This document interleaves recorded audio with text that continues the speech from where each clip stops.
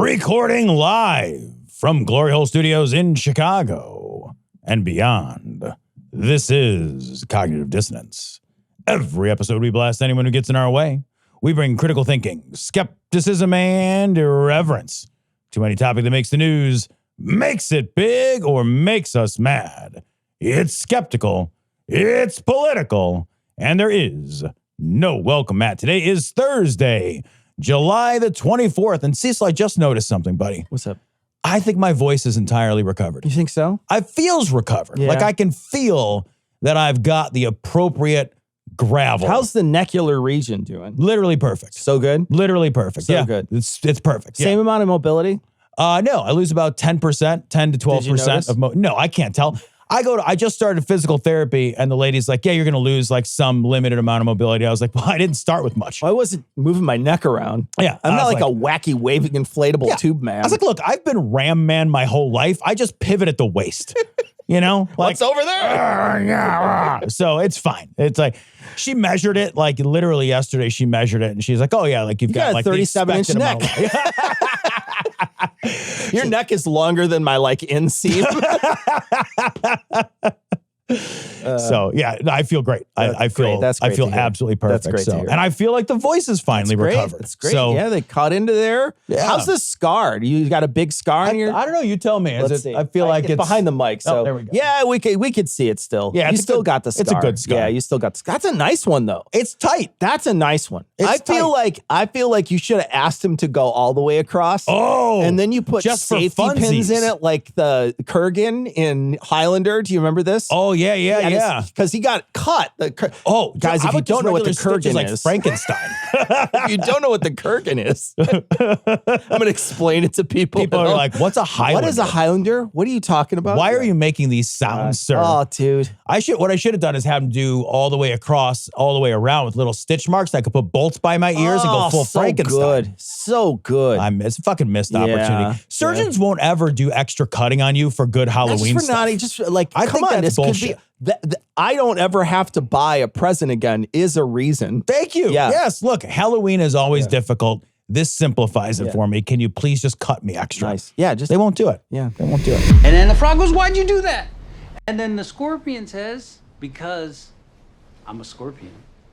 Well, here's some distressingly predictable news, guys. Yeah, it's like in other news, this thing happened that's going to happen a whole bunch for the next several years. I will read this headline in a second, but I just want to point out that like all of the Project 2025 stuff that all the people are like, it's not going to do that. That's not their playbook. He's never even heard of it. It's all the stuff. It's everything is. We read it online. We read it on the show.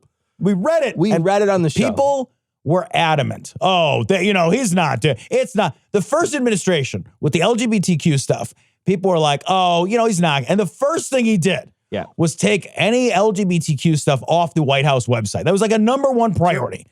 And you're just like, believe what he says he's going to fucking do. Whatever he says he's going to do. Don't believe the pundits and the talking heads and the apologists and all the people who are, trying to make room for someone to not appear to be a fascist. Yeah. When they say, my intention is to be a dictator, maybe pay attention to the guy who's like, I want to be a dictator. Did you see there's another one of those surrounded debates? No, I didn't see. So this one had a fella who's an MSNBC contributor who's very pro-Palestine. Okay.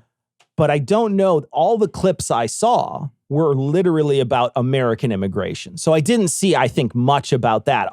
I'm not saying that that's not in that particular thing, that there wasn't a fight about Israel-Palestine in that particular video. But what I've seen is his talking to people about immigrants, and one guy literally says, well, that's fascist. He's like, well, I'm a fascist. The guy just admits, he's like, yeah, I'm a fascist. Yeah, I'm 100%. And he starts laughing, and he laughs just like Tucker Carlson. Just like Tucker Carlson. You could fucking clone this guy. Of course. And he would sound exactly like Tucker Carlson. But people now, like for a long time, people were saying, scratch this and a fascist bleeds or whatever, et cetera. But I will say The mask is now gone. It's not Completely even there gone. anymore. Yeah. It's like 100% gone. We still haven't figured out what this story is though yet. So we've been talking about the temperature of the room, but we need to talk about the specifics here. So this is from the Joe.My.God blog. Senate confirms judge who compares LGBTQ rights to pedophilia and declares that Christianity must be imposed. And this is a lifelong judgeship. Yep, it's lifelong appointment. He even got one of the independents who regularly sides with the Democrats, who is, they sort of lasso him in when they talk about their numbers. And this is a person who is supposedly pro-abortion and is someone who's like, yeah, I'm going to vote for this guy. Yeah, I don't understand this. I understand the right. I don't understand the independent who generally, like you said, caucuses with the Democrats, being like, that's my guy. I have to think this comes back to one of the things we were talking about last episode, which is the craven, feckless bullshit that people who want to stay in power recognize they have to do in order to stay in power. Yeah. So part of me is like, I bet this guy doesn't want to, he wants to sort of like suck up and get on the sycophantic side and gain and curry favor with this horrible administration, because this is an administration that will target you specifically, personally, for your political views and your political actions. And they've shown that even if you don't fall in line and you're on the same side, he will attack you and might cause you some severe, either some severe damage in the sense that he may send people in the government to come after you, or he may just call you out to your constituents and get you to lose your job, et cetera, et cetera. I remember, and this is one of those things that, like, as you get older, you look back on your youth and back on things that were in the olden days and you think they were better, right? That's just, it's a natural phase of you getting older. It's something that happens to nostalgia everybody. fallacy. Exactly. It's a fallacy. It's not necessarily better, but I think when I was younger, I remember there was at the very least, there was not 100% agreement between, say, the person who is the president of the United States and, say, the Speaker of the House. There would be sometimes the Speaker would say, fuck you. Right. We're not doing that. We're doing this. And there would be some sort of like hard edges are going to rub up against each other in politics. That's going to happen. We're going to see this where, we've seen over the last, say, 8 or 9 years where that has changed dramatically. Dramatically, where people fall in line with their party only. But I do remember moments of standoff in my youth between some bigger heavy hitters in government because they were all sort of in their own mind powerful people. Right. And I'm not seeing any of that anymore. What is getting elected isn't a powerful person. It's a person who can work within this small system only and will fall in line only.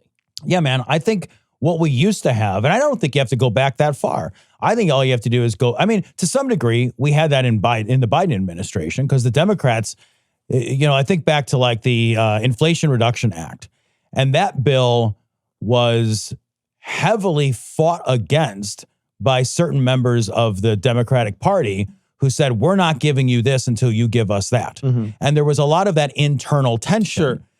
You can go back to the Obama administration, and there was plenty of that. So you don't have to go back all that far. I really do think that this is a very unique space that the right has carved out for themselves as they've destroyed the concept of the co-equal branch of government. What they instead have that's helped destroy it, right? Yeah. I think what they've recognized is that rather than having 3 co-equal branches of government wherein there might be some tension, even within your own party, around what's the right thing to do and what's the right path forward, I think what they've recognized is if we just get all of our people on the judiciary, in the legislative branch, and in the executive branch to line up in the same row behind the executive branch, and then we use this unitary executive theory to push power up there, we can accomplish all of our shit. We can just do all of our shit. Now, the shit we do is going to be primarily the shit that the executive wants. Yeah. Because the Congress has completely ceded authority. The judiciary has completely rubber stamped the executive. But I think that they have recognized that they don't actually want a democratic system. They don't want 3 co-equal branches. What they want is to elect a ruler. Yeah. And to allow a ruler to just make all the choices. Yeah, yeah. You bombed a nursing home. Heisenberg. You lying, two-faced sack of shit. I will put you under the jail. This story's from The Telegraph. The secret recordings that could blow open Trump's true relationship with Epstein. So there are nearly 100 hours of tapes. They're said to reveal a tangled history of privilege, conflict, and fractured loyalty between the pair. We talked about this last week, and then I actually watched the Netflix documentary, Filthy Rich. Did you happen to watch this documentary? I have seen it before, yeah. So I want to pause here and say, until I watched this documentary, had read a fair amount of stuff about the Epstein stuff, and then I watched this documentary. I didn't realize the extent of Epstein's crimes. Like, the number of victims is astonishing. Yeah, it's in the hundreds. It's a lot. It's an astonishing number.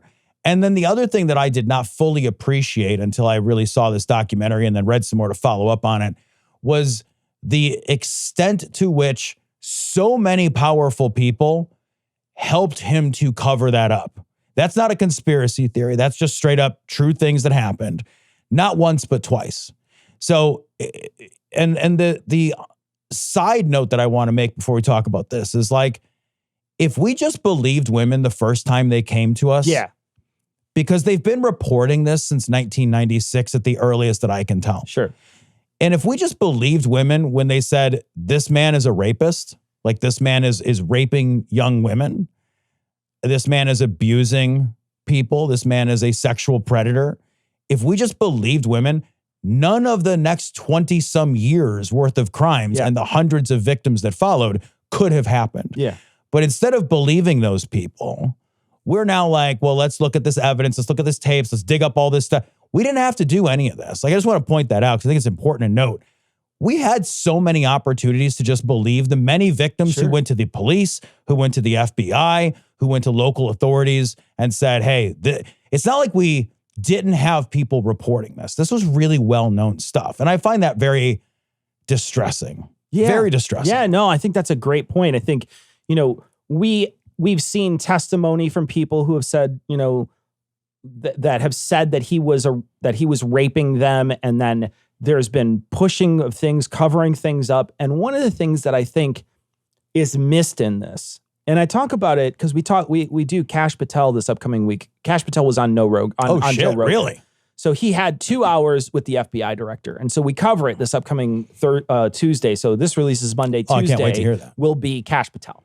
But Kash Patel talks about the Epstein files. And he's basically like, there's nothing there. There's not anything there. There's not anything in the tape where he gets killed. There's not anything, where they say he gets killed, where he dies, where he dies by suicide. The other thing that he talks about is how there's no, that everybody thinks that there's some sort of blackmail, like a bunch of the reason why Jeffrey Epstein was so able to get away with this crime for so long. And like you suggest, have a lot of people help him cover it up. They say, well, there's this blackmail. It's all about blackmail. It's all that they concoct all these things. And I say this on your show, and I'm going to say it here.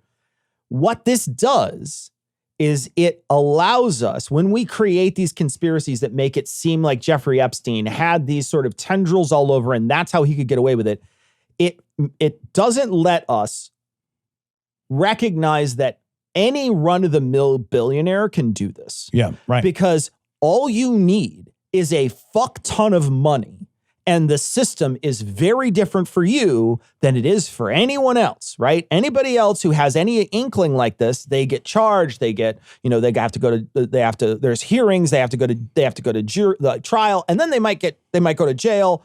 All these things can happen. But when you're really fucking rich and you're connected, and you can't get really, really rich like that unless you're connected. That's right. Those people, they live in a different world than you do. Yeah. So us saying the conspiracy is he's tied to Mossad, or he's got, dirt on all these people. He's been recording them for years. He brought them on his plane and he recorded them, et cetera, et cetera. All that stuff takes away from the fact that any one of these billionaire people can do this at any time. Yeah. It basically exonerates people who unethically claim that much money and then use it as a weapon for the rest of their life. Dude, 1,000%. I think you can say, here's what I think I can say and feel comfortable saying.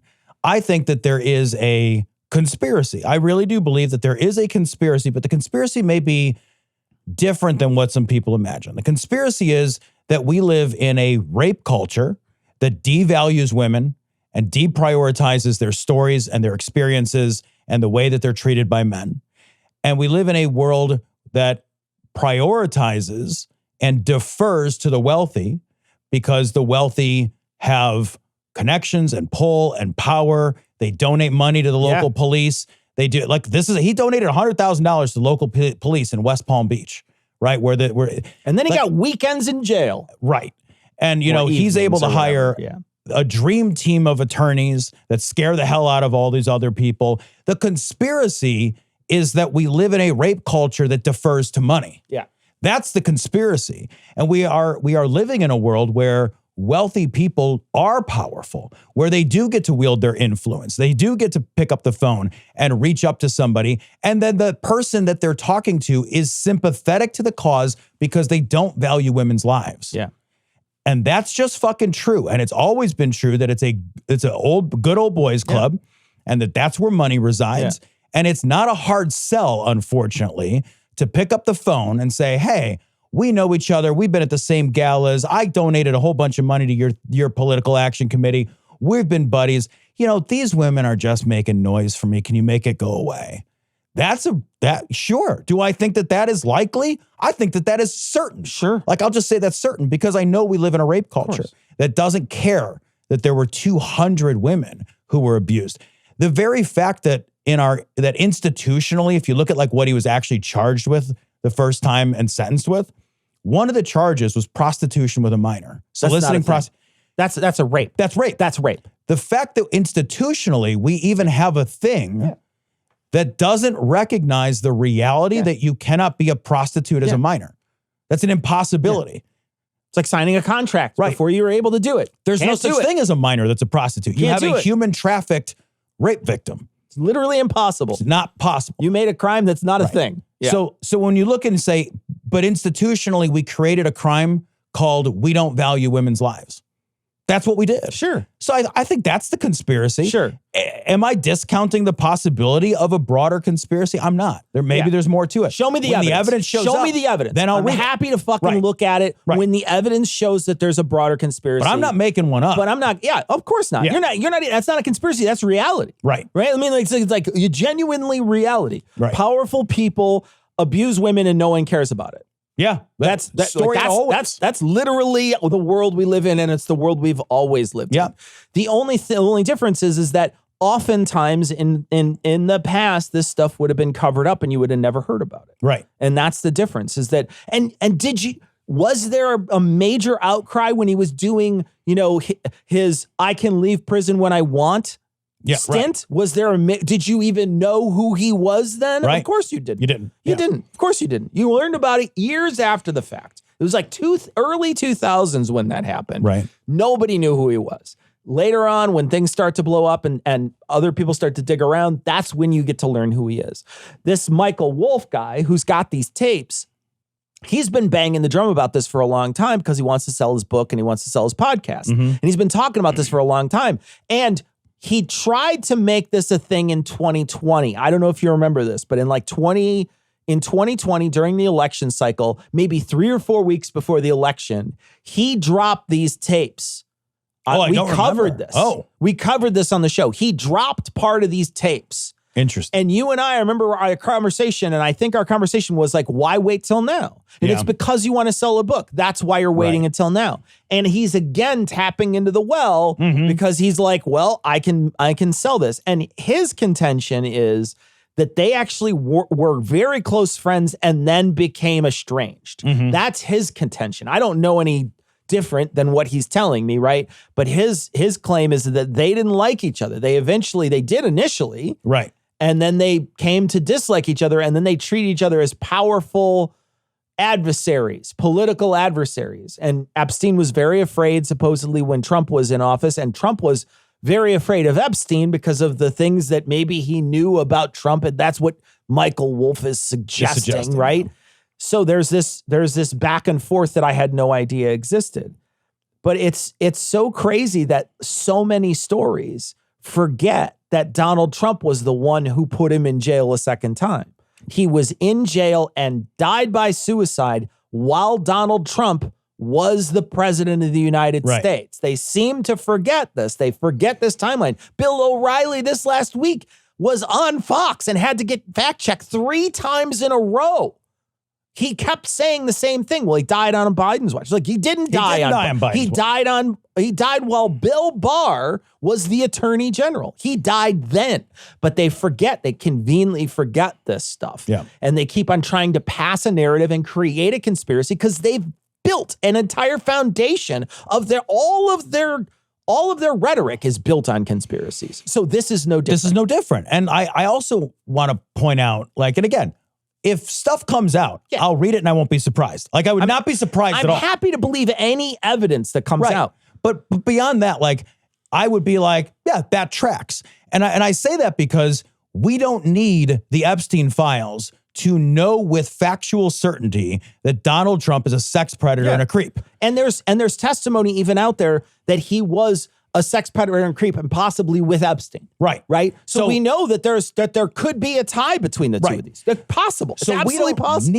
That's something that I keep thinking when I'm reading this, and people are like, oh, like, is there going to be something that implicates him? It's like, what else do you need? There's already stuff. What else do you need exists to decide that this man is a sex predator? Like this is a guy who has talked about his daughter in sexually fetishizing ways, his own fucking daughter on tape. And he talks about how he also likes young ladies. He's bragged about going behind stage and watching the Miss Universe pageants get dressed. He's been accused and civilly convicted of sexual crimes. What more? Like, why do you need this? Why do you need this to be like, told you he was a sex predator? Yeah. What are you talking about? How many times do you have to break into my house before I'm like, yeah, you're a burglar, man? Well, I can't get the article to work right now, but at the bottom of the article, they talk about Marjorie Taylor Greene. And Marjorie Taylor Greene says, essentially, you can't keep leading us on, and you can't keep dangling this red meat in front of us and not delivering Donald Trump, essentially. You need to release these things. And she's not wrong. She's right about this. She's not wrong. Yeah. He used this. You talked about this last week. We both talked about it. The very fact that he used conspiracy thinking to get himself elected. This is what every single person who uses conspiracy for their advantage finds out. And they all find out the hard way. Right. Is you can't control the narrative. Yep. You think you can. You think you're the one who's creating the narrative. But what you don't realize is that a conspiracy theorist is a chaos agent in that narrative. And they will spin and create brand new shit. You're not able to just put it right in. You're playing pinball with a million conspiracy theorist bumpers out there that are bouncing that theory back and forth between each other. You have no control over it. And they forget that. They think, I'm smarter than that. They're not smarter than that. Yeah. You're going to lose every time when you don't use reality as your anchor and can't go back to it, everything gets unraveled. So tell me what you think of this metaphor. It just occurs to me as you're talking. I'm like, holy shit, that's really interesting. Like, it feels to me like conspiracy theories ultimately are sort of intellectual Ponzi schemes. Yeah. They're constantly borrowing in order to get some payback, right? So they're constantly borrowing and borrowing and borrowing, but eventually, like any Ponzi scheme, because it rests on nothing, it collapses. Because at some point, there's nothing left to pull from.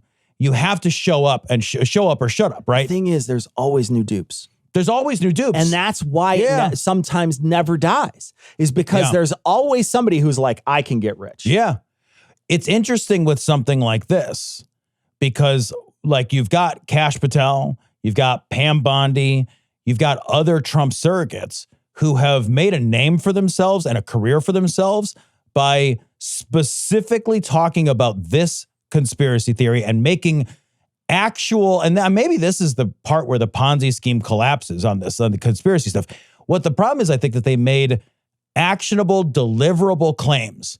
If this happens, I will do this. This is on my desk. I will show it to you. And people are like, cool, show it to me. It's like there's a big difference between there's chemtrails, right? There's always, there's nothing to prove. Like, what are we all going to go up in the sky together? Yeah. Like, it's nothing to prove. We can't do it. So that kind of nonsense can just sort of live in the nonsense perpetuity. But if you're like, there's a thing and I'll show it to you, and I'll show it to you once this other event occurs, election. Well, the election occurred, show me the thing. And it's like, The difference, I don't want to know. the difference between, say, this and the election conspiracy, too, is the election conspiracy, they can always go back to, well, they destroyed the evidence, they're trying to hide this, et cetera, et cetera. Here you're saying, you've given us a goal. With the election conspiracy, there is no real goal. Right? There's nothing there. There's no tangible end to the election conspiracy. You can just say indefinitely, in perpetuity, I was robbed of the 2020 election, because you never have to prove anything and your base doesn't expect it. Right. Here, you've said there is proof. These people are awful. I can get you that proof. All you have to do is get me in. You've made a claim. Mm-hmm. You made a claim before, but that claim was up in the air. There wasn't anything you could give. Now you made a claim. And now you're standing out in front of the wardrobe, and Narnia's close to me. Yeah. And everybody's like, well, you said there was a lion and there's a witch. I see the fucking wardrobe. So they needed this racist palate cleanser, if you will, this cup of white supremacist sorbet. This story is from the Financial Times. The Macrons file U.S. lawsuit over claim France's first lady was born male. These people are gross, dude. This is Candace Owens. These people are disgusting. Fucking gross. They're fucking disgusting. They've done this shit against Michelle Obama. Michelle Obama. Yeah. They did Michelle the same Obama. thing, man. Yeah. Candace Owens is one of the, straight up, just one of the worst people to draw breath. Yeah. She is a monster of a human being, and she is one of the most it's just so obvious how personally self-interested all of her activity is, right? So Candace Owens is not some independent journalist telling it like it is.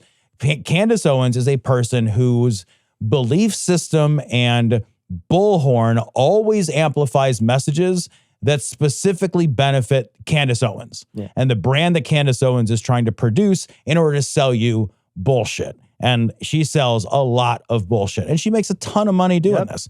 She has no expertise whatsoever, no functional expertise in any of the things that she does. She's just a person.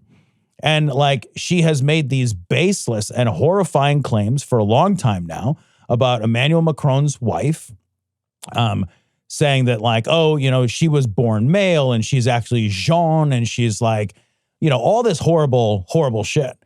And they're suing her. And now she's like, well, that's bullying. You're bullying me. See, she said something to the effect of, you know, this is an example of a foreign government bullying and trying to take away my First Amendment rights. And it's like, no, this is the result of you being full of shit. You don't have First Amendment rights against the French government, you idiots. Who thinks that? Idiots. Who thinks that? Idiots. God, these are the same people who go to other countries and think they have the same rights that they have here. I know, and man. And then they have the rudest awakening in the world. They're just like, those are delicious. but I'm an American citizen. That's delicious. We're I not in love America. that so much. Yeah. I love that so much. It's like there's a funny story that we'll cover in the patron thing where, you know, people just don't understand, like, when you're in another country, how different things are. They're just. Do you think they think their rights travel with them? I think they do. They think that, man, we are not the smartest group of people. That is 100% true. The American people are not the smartest group of people. Yeah. And man, they do think. They think that if you carry a Bill of Rights in your wallet, you just walk around with a fucking laminated little card. You could hold it up to the. It's like a fucking cross and a vampire. You can just hold it up to other fucking governments. It's fucking outstanding, dude. I love it so much. What I want is these horrible people who say terrible things, baseless claims, literally just trying to rile up their base and attack their base. I want them to pay. Yeah. I just want them to pay. That's what I want. I want, like, make America great again. I want like make lying pay again. Thank you. Make Yes. lying make lying an awful thing. Make lying make you go into debt. That's what I want to see happen to people. Yeah, and man. I want to see that across the board to everybody. I want to see people who lied and people who banked on those lies and people who gained from those lies lose everything. Yeah. That's what I want to see. This might be the only way that we can put the genie, not back in the bottle, but can contain the genie once it's up. Yeah. We split it. It's only a few $100s each. Great, yeah. Sorry, all right, let me just go grab my cash from my money tree. Hang on a second. I know a leprechaun who has a pot of gold. He lives at the end of my street. Maybe I'll go to a bank and say, hello, do I have an account here? Call Donald Trump. How do 3 men in their 30s not have $800 between them? The economy is in shambles right now. Taking the close look at the marketplace right now. Dow Jones. Stop talking, goddammit, fine. This story comes from Yahoo Finance. Today's housing market is so upside down, there are more senior citizens buying homes than Gen Zs and millennials. This blew me away. Yeah. Blew me away. Senior citizens. Yeah. That's a person who is what, over 62 or 63 or something like that? Yeah, I don't know exactly how they count it, but I think that right now, the median age to buy a home, not a first home, but to buy a home has moved up 10 years in no time at all. It's now 58 years old. That's outrageous. That is outrageous. It's moved up to 58 because you have to have accumulated a certain amount of wealth, and you probably have to have an existing saleable asset in order for you to buy a house. So the housing market is maximally unhealthy right now. And I think we've talked about this before. This is just like my fucking shower thoughts on it, but it happens to be something I do give a lot of thought to. I think a lot of people think that this is a bubble. That's a very common thing that you hear. Oh, this is a bubble. I don't think this is a bubble at all. I think it's maximally unhealthy, but that doesn't necessarily mean that there's an impending collapse. We had a collapse in 2008 because we had an unhealthy housing market, but that's not why it collapsed and was a bubble. It collapsed and was a bubble because we also had a deeply dysfunctional financial market that drove that unhealthy housing market. We don't have that now. It's actually not terribly easy to get a loan. Underwriting standards are pretty tight. Credit is not particularly loose at the moment. It hasn't been now for a long time, 17 years. Credit has been fairly restricted. Yeah. Underwriting standards have been fairly good. The problem is that we have relatively high interest rates against like recent historical norms, and we have a supply issue. And both of those things combine to do two things that aren't supposed to happen at the same time. You're supposed to have a balance, a push-pull balance, a supply-demand balance. Typically, if supply is low and demand is high, then that's going to push prices up on things, right? So that's pretty normal. But you typically will get some kind of a balancing effect. We don't have any of that. What we have is the worst of all worlds. We actually have a supply shortage and a buyer shortage right now. That's bad. That's maximally bad. So we have a problem where there's just less transactions taking place, less saleable transactions taking place than any time in the last 30 years. Yeah. So like this is my business, my day job. And if I look at like the Chicago market, which is indicative of the national market, in terms of total volume of resale properties, it is the lowest it's been in 30 years. There's just not a lot of transaction volume taking place, but prices continue to go up. It's supposed to be that when transaction volume goes down, prices go down. Demand goes down. Prices are not going down. Prices continue to either stabilize or rise. So that's the worst of all worlds.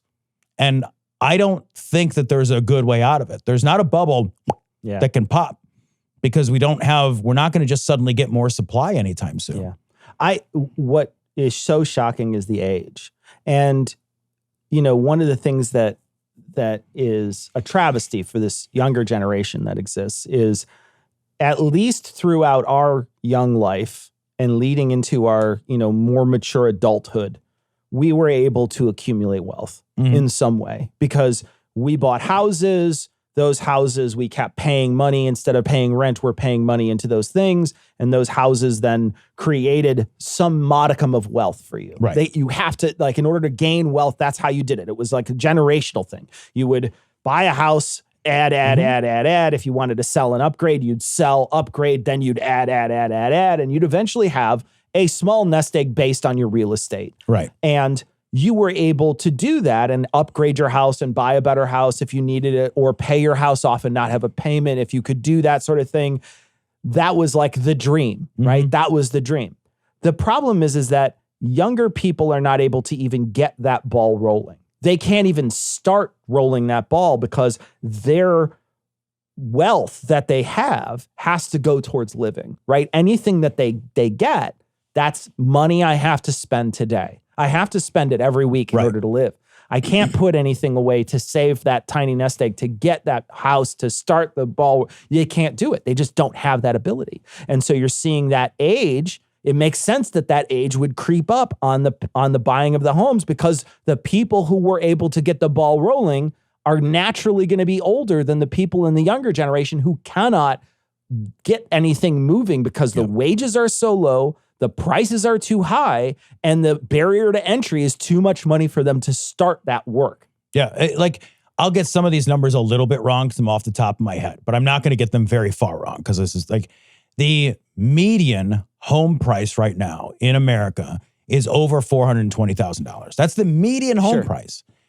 In order to qualify to buy a house at $400 and some $1,000, your salary, your income for your family needs to be somewhere around $110,000, $114,000, depending on what your down payment is going to be. But the median household income is somewhere around $70,000.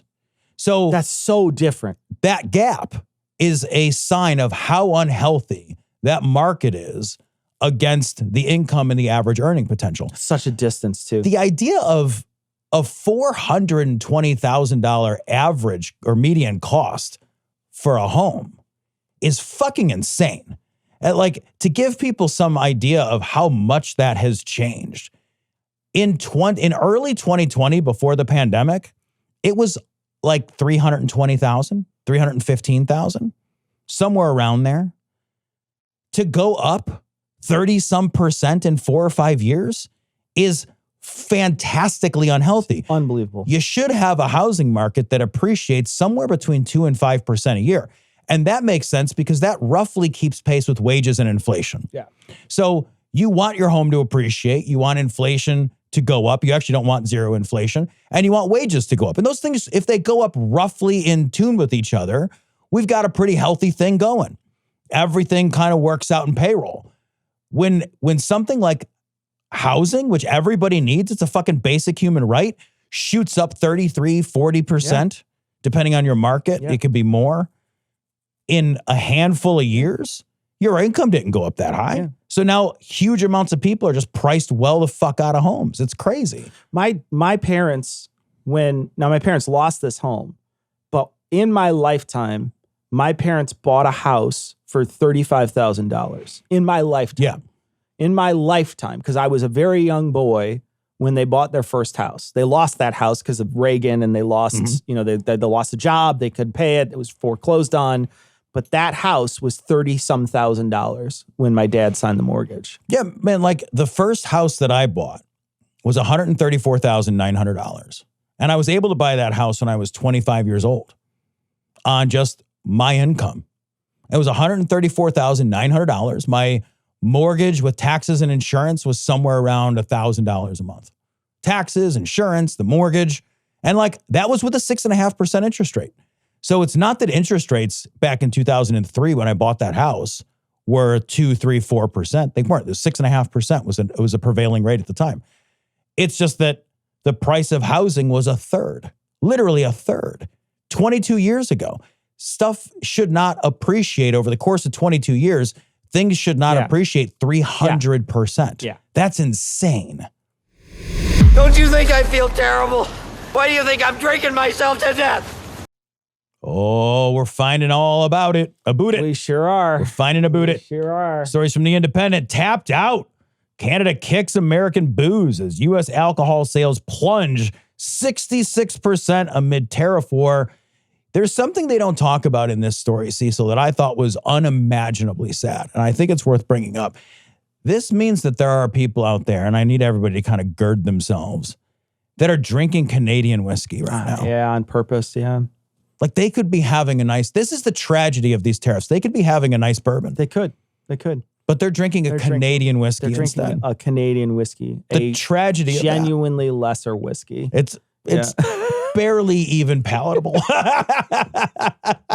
What is so funny about this story is they sell, one of these companies is now selling Moosehead Breweries wound up selling a pack of 1,461 cans, one beer for each day remaining in Trump's second presidency.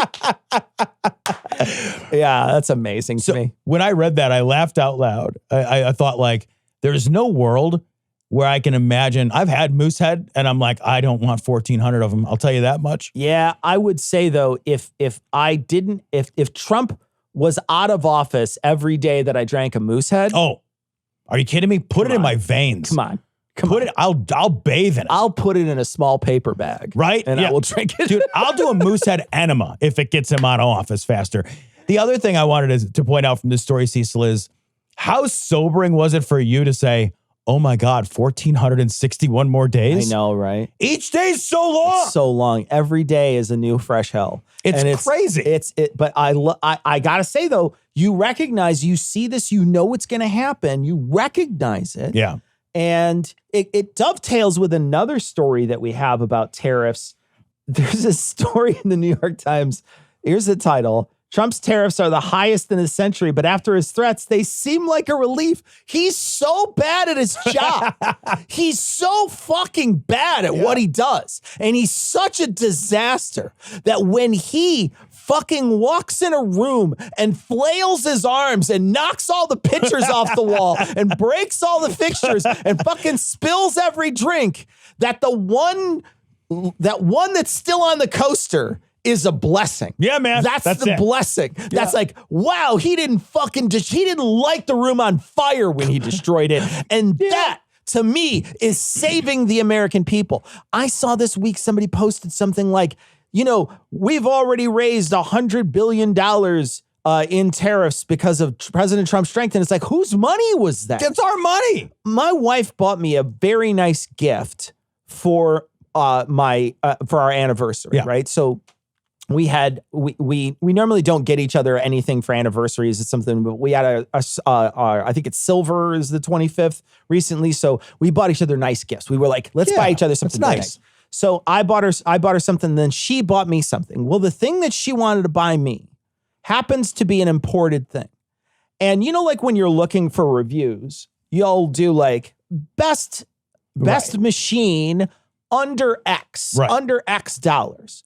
Well, this machine was the best machine under X dollars on a couple of lists, but it's no longer under X dollars. Right. Because the tariff on it has increased it past that point. So it's no longer considered, even though every video out there from like 2 or 3 months ago talks about it being the best X under X amount of money. You're like, that's because of tariffs. Nobody else paid that but us. Right. Yeah. We paid that money. That's a tax on me. Yeah, man. I paid an extra tax to get a gift from my wife that I wouldn't have to pay before. Here's what I'm genuinely worried about with the tariff stuff. I am worried because look, the thing is that what this amounts to is a regressive tax. This is a sales tax. It's 100% regressive. So it's a regressive tax. The right believes in regressive taxation. Yeah. I actually do wonder, Cecil, if Trump won't make good on his promise to eliminate income taxes and replace it with the regressive tax of tariffs. I can see a world where we all just pay a bunch more money for all the goods that we buy, right? You could actually write up a plan. I don't know if the numbers would work, but you could imagine a plan where you really do get rid of income taxes, right? And you do replace it with tariffs. But what that amounts to isn't China paid my income taxes. It's I paid my income taxes in a sales tax that is a hidden sales tax. It is the price of goods having gone up in cost over time. And if that happens, since I'm a regular guy, the majority of my income goes to goods and services, which are impacted by these tariffs.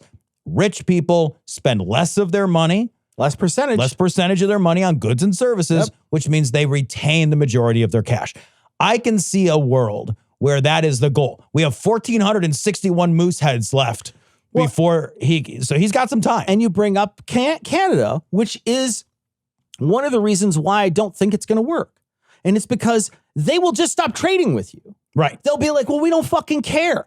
We'll get another partner to buy all this stuff, and we won't buy anything from you. So while we could feasibly maybe get that money back by buying other people's goods, they might not care about selling it to us as much. We might not have as much, and then they won't be buying our stuff because because the tariff thing, if he's going to do that, he's got to take away the tariffs from other people, right? He's got to take that away. So when we're selling to them, we've got to stop with everything that's happening because he's putting tariffs on their goods and they're putting a reverse tariff on ours, right? So like the reason why Canada isn't buying our whiskey is because their country is saying, if you don't buy our whiskey, we're not going to fucking buy your whiskey. Right. Well, then you're shutting down your own government willfully. You're shutting down the own economic drivers of your government willfully. And industries will die. People will get out of, like, we're seeing people not come to the United States for tourism.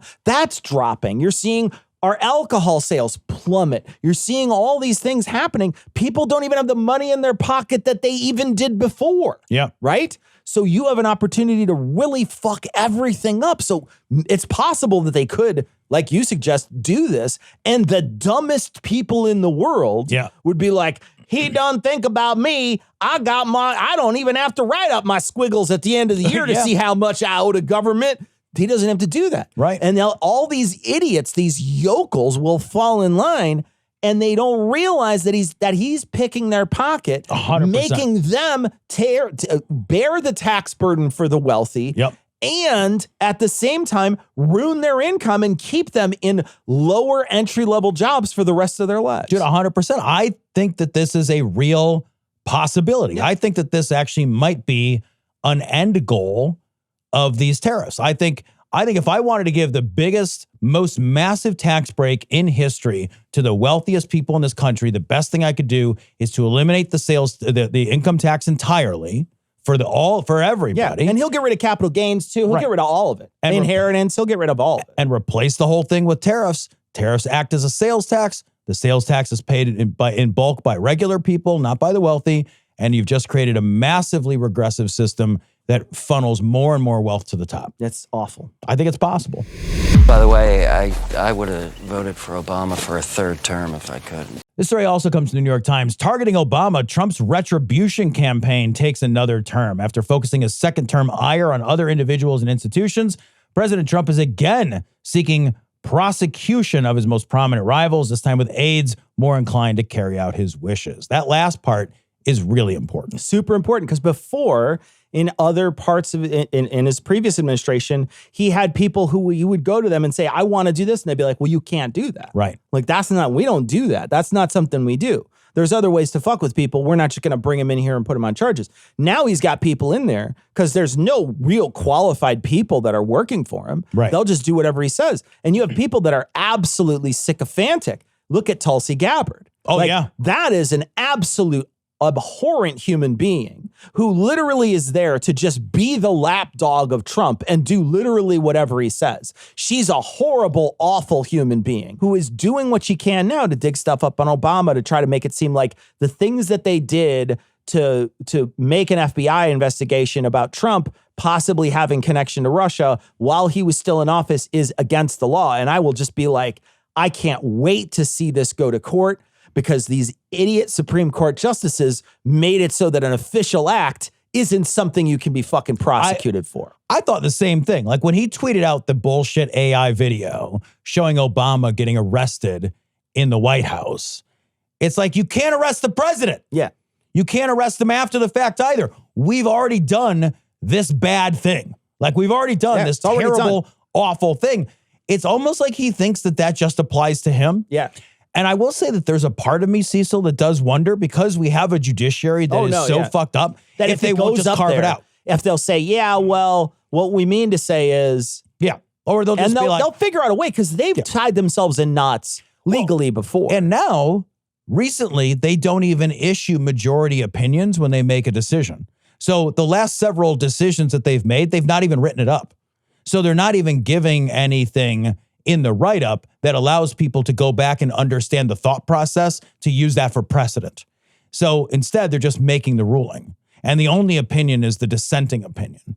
And that's super fucking intentional too. So I could see a world where like Obama literally gets targeted, gets arrested by this unfair, ridiculous, politically motivated prosecution, says, well, but I have fucking immunity because you have fucking immunity. And I could see it going to the Supreme Court and then being like, nah, you're black. Not you. I'll tell you what, man. You arrest Obama for some trumped up charge like this. It's on, dude.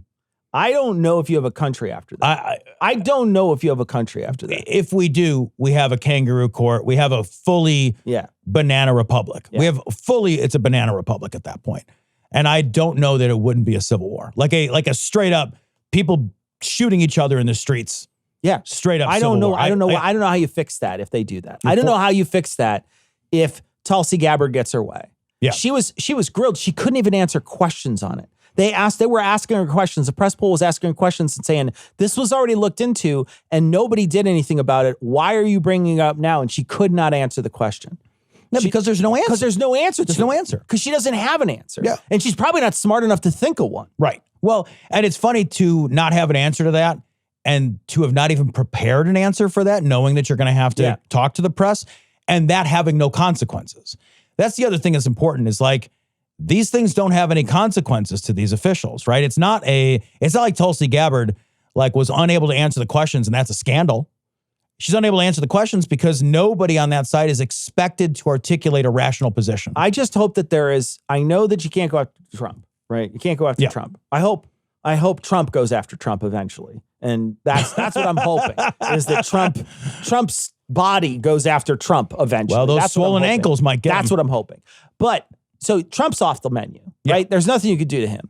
But I hope every single person who helped facilitate this particular destruction of our government is held to account. I really do hope that and when I look back at what the Democrats did when they took office from Trump, they should have had a stronger hand. They went out of their way to find a wishy-washy attorney general in Merrick Garland. I thought Merrick Garland was going to be a bulldog because of what they did to him. I was like, they fucked you over, son. Go get him. And instead he was like, well, I might go after him if I know. We'll see. I don't know. I don't know. A little fight. It's just like you want to just grab him and just choke him. And then you have... they're like, well, we want to be really, really careful on who we pick for a special counsel. Don't do that anymore. Don't do it anymore. Go find the meanest motherfucker you can. Right. Find the meanest, fastest moving motherfucker you can. I know why they did it. They didn't want anything to come back. Well, you don't have anything. Guess what? You don't have anything. What you have now is a guy who's using a steamroller in slow motion. It's like the Zamboni scene from fucking Austin Powers. Yeah. We're watching it come at us and there's nothing we can do. We're just like, and then the camera cuts and we're doing it again. It's the same thing over and over. Fuck it. Nothing worked before. You had the most careful guys in history. Yeah. Agonizing over which fucking which wire to cut for 4 straight fucking years. Fuck it. Get the fucking toughest, most shit-talkingest fucking lawyer you can find who is absolutely behind your cause and be like, fuck them in the face for 4 straight years. I will not stop. Dude. I will tear them apart. Tear down every single person who went after, who came in this administration and destroyed the rule of law. Use those people, their fucking corpses, as foundation to make a new one. Make every single one of their jail cells be the foundation of the new one. It's unbelievable that we've let it fall this far. It is. But I think you're exactly right. I think what happened was the Biden administration came in and said, that was a weird aberration that'll never happen again. And we are going to reestablish new norms. We're going to get back to the norms. We're going to do government the right way. We're going to show people that like good people should do things ethically and through this process and respect the norms of government. Now you got to admit all that's gone. All that's shattered. None of that is the case anymore. Case law has actually established now that norms don't matter. That norms aren't how we make this. So yeah, fuck them, dude. It's Better Call Saul time. Yeah, exactly. It's every day we call Saul. Get the worst person you can. Find the worst person you can. Yep. Somebody who's got like a bad storefront and is like running drugs in the fucking alley. I want a fucking lawyer with an eye patch. That's what I want. I just want him to walk in like Solid Snake and just fucking ruin everybody. Yeah. If it's not a seersucker suit, I'm not interested. I am fucking 100% down with just watching every single one of these people who have destroyed the rule of law be held to account for the bad things they've done. Yeah, man. Fuck them. And the thing is like, I know that there was this back and forth, this sort of, I'm not sure we should do this because they think that if we do this, it's retributive. They already think that. Yeah. So who fucking cares? I know. Right? They already think that. And no amount of hemming and hawing and pussyfooting around is going to stop them from thinking that. Yep. Because all the things that you did in the past with Merrick Garland and Jack Smith to try to make sure you found the exact right person to go as slow as, like, what I'm going to do is I'm going to stand still and you back the legal case into me. That's how slow they went. It's not anal. No, it's not even close. And they're like, don't worry, we will use so much lube. And they're like, none of it. You won't even notice I'm here. It didn't matter at all. It didn't matter one bit. No matter how much convincing, they were 100% never going to be on board. I don't care how careful you were. So just don't do it. Just don't do it. Just don't do it. Why fucking try to play? They cannot be placated. Yep. So don't try. And they're not coming back. Yeah. They're not coming back. This is like from this article, the Trump administration has said, let's sick the IRS on these guys. Yeah. And they've done it. And that's not like a thing that like we're thinking about. They have done it. They are trying to ruin these people using the arms of government that they know can harass and hurt and damn. And even those, like they've been like in these really weird invasive audits. They've not found anything. It's like, it all feels like the fucking Hunter Biden laptop. It's like you've had it. Yeah. If there was something on it, there would be a thing. They're insistent that there's a story here. There's no story here. Yeah. They're insistent that there's corruption, but they never show you one corruption. They never, I'll believe there's a corruption when you pull it out of the hat and it's not a practice corruption. Yeah, man. They never show you any of it. Not a bit. There's never an evidence. There's always an assertion. Oh, well then. All right, sir. Give my best to Luigi. This story's from Politico. GOP Megabill's final score, $3.4 trillion in red ink, and 10 million people kicked off health insurance, according to the CBO. The CBO is a nonpartisan group that basically says, here's what shit costs. We knew it was going to happen. Yep. Knew it was going to happen. This is the intention. You knew it was going to happen. They said ahead of time what they were going to do. Then they did it. And we're like, I can't believe they did it. Everybody's Pikachu faced now. Uh-huh. Yeah. What? Nope. Sorry, we're not Pikachu faced. No. This is it. We knew it was going to happen. They've been talking about this for a long time. You knew, and it's never about the principles that they ran on, right? The principles of government is wasteful. Right. Well, if government is so wasteful, why did you cut small, tiny little portions and then give people a gigantic tax cut and still keep most of the government? Right. Why do that? Yeah. Well, why do that? It's because you wanted to give giant tax cuts. That's what you wanted to do. And you never really cared about the other stuff. The other stuff was literally purely ceremonial. The stuff that they cut from USAID is useless money. It's a small amount of money in comparison to what you could be cutting, but they won't do that. Yeah. What they're going to do is just mark it up and say, guess what? We're just going to take in less in taxes. That's just how it's going to work because we want rich people to have more and more and more money. What I want to see is let's go back to our old tax rates. Be like, you know what? We're gonna take back not just, the Bush tax cuts and the Trump tax cuts and the Bush the first tax cuts, et cetera, et cetera. We're gonna take back the Reagan tax cuts. Sure, yeah. We're going back to 70% over X amount of dollars. It's 70%. You want to make money in this country? That's how you're gonna have to do it. And there's all this crying. Oh, they're not. They're not gonna do anything. They're gonna fucking pay the money. That's what they're gonna do. They're gonna be very wealthy before they actually pay that money. Before they pay that money, and this is an income tax, right? These people know how to get around this. It's an income tax. These wealthy people most of the time will get around it. But most people will get, at a certain point, there's going to be a lot of money that you're essentially saying they get to keep when we let them use our government as a fucking Kleenex after they jerked off. Right. Yeah. Right. That's it. Yeah. They get to use their government constantly for whatever they want, however they want, and they pay the least amount percentage wise of their money. Like we pay more money of our real money than they pay.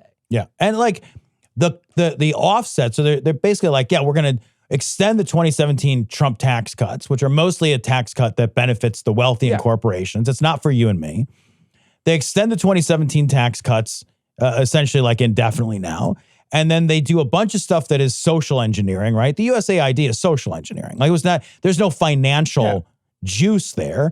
It's just there to say, we took something away the liberals liked.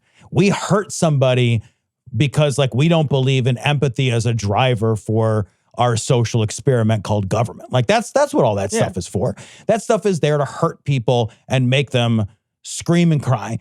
And then we're going to pay for it by like hurting the most vulnerable people because what are they going to fucking do about it, right?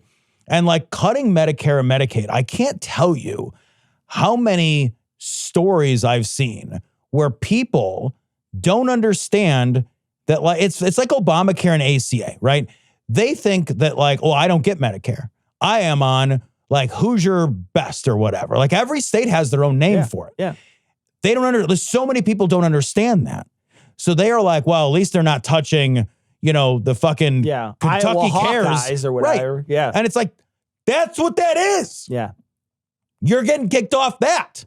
That's the thing that you're getting. And this 10 million people kicked off could be much higher. It is going to be a lot of leopards feasting on a lot of faces. And I hope people remember the sting. That's what I hope. Because you don't remember the things that don't really affect you, right?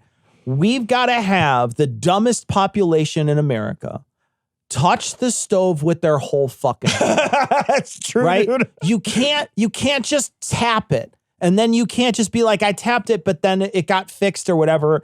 And so now I forgot to tap. Or something else like the Epstein files. Something happened with them, so I forgot to tap. Right. It's got to be a full, I fucking tripped. Right. And I fell on the stove. Right. And then I had to right myself using pressure. That's what it's got to feel like. That's the level, It's dude. got to feel like I really fucking burned the shit out of myself. And they've got to remember it. Yeah. And that's the real key. And I hope that they've dug enough, that they've dug this knife deep enough in our skin that they do feel it. Yeah. Well, it's a good metaphor because there needs to be scars. Yeah. There needs to be scars. We've learned, I think, that people are willing to endure a lot of pain with a short memory. And it's terrible, but it's true. Yeah. The scar is necessary. I think you're exactly right. Yeah.